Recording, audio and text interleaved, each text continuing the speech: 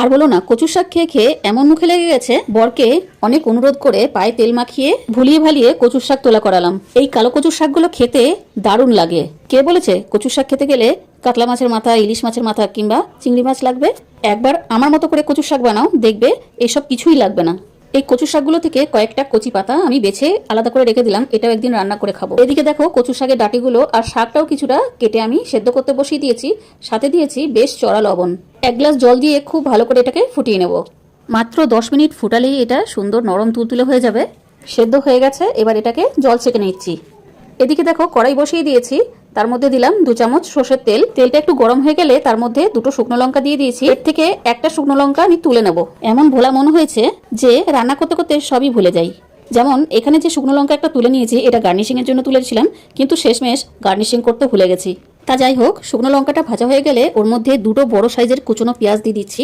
সাথে দিলাম নিজেদের প্রয়োজন অনুযায়ী ঝাল। এখানে আমি কাঁচা লঙ্কা কুচি দিয়েছি, তোমরা ইচ্ছে হলে শুকনো লঙ্কার গুঁড়োও দিতে পারো, তবে কাঁচা লঙ্কাই বেশি ভালো লাগে যে কোনো শাকে। সাথে দিয়েছি 10 থেকে 15 কোয়া রসুন থেতো করে। আর যে কোনো কচু শাক কিংবা ভর্তা খেতে গেলে একটু ঝালঝালি বেশি ভালো লাগে।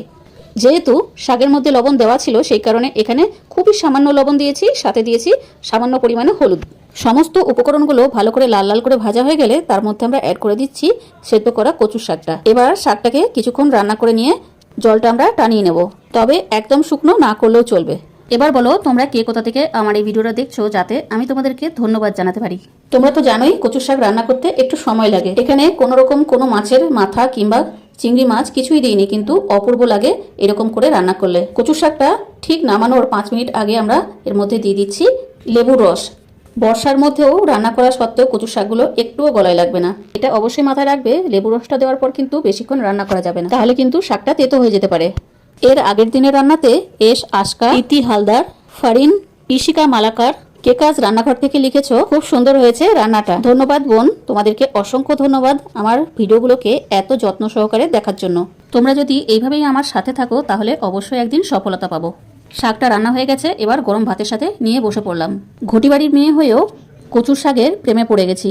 এখন যখনই মন হয় তখনই কচু শাক রান্না করে খাই। কিছু না থাকলেও এরকম করে সাদাসিধেভাবেই রান্না করি, তাতেও কিন্তু থালা পরিষ্কার করে 2টি ভাত খাই। তো বন্ধুরা, আজ এই পর্যন্তই। পরবর্তী আবার একটা রেসিপি নিয়ে হাজির হব। ভালো থেকো, সুস্থ থেকো।